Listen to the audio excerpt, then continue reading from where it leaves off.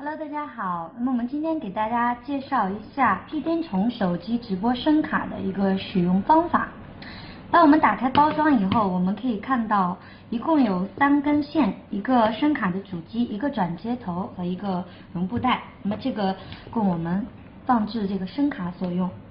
那么这2根线呢是相同的2根线，分别做什么使用呢？一根我们可以用来直播，另外一根作为伴奏线，这2根是相同的。我们将其中一根线的一个头插入到声卡的直播这个孔，大家看到没有？这个直播，好，你们可以看一下自己的声卡，一头插入到直播的孔中，另外一头呢插入到我们用来直播的手机的耳机孔里，插在这里。那么第2根线呢，我们把它作为伴奏线来使用，插入到这边有一个话筒的孔，我们不插入到这个伴奏这边中间一个孔，伴奏的一个孔。另外一头呢，那我们就是连接伴奏所用了。你可以用另外一部手机，也可以用电脑或者是平板，我们插入到它的这个孔里面。接下来我们要将我们的耳机或者是我们的麦克风的一头插入到我们声卡的耳麦一个孔，这边一个耳麦孔里面插入进去。那么这线就用完了。这边这一根线呢是用来做这个声卡的充电所用。一般声卡充满电以后，一般是可以使用6个小时，所以大家要是出行的话，播户外的话，携带起来是非常方便的。那我们打开声卡，耳机戴上，我们打开声卡进行声音的一个调试。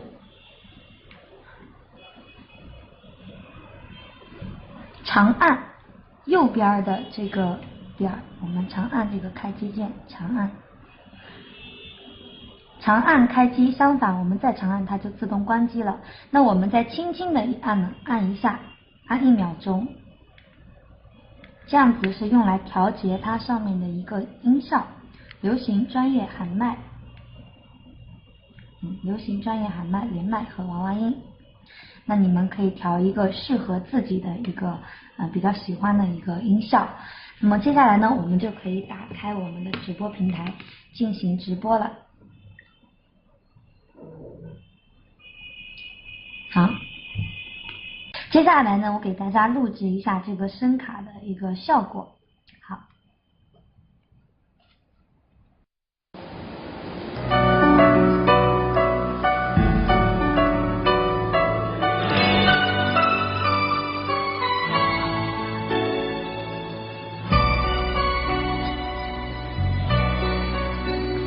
如梦如烟的往事，洋溢着幻想。那门前可爱的小河流，依然轻唱老歌。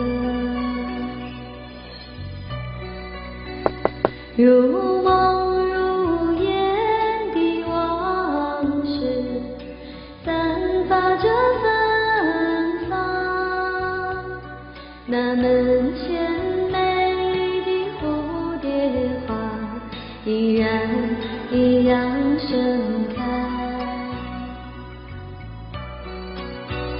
小河流，我愿待在你身旁，听你唱永恒的歌声，让我在回忆中寻找往日那带着蝴蝶花的小女孩。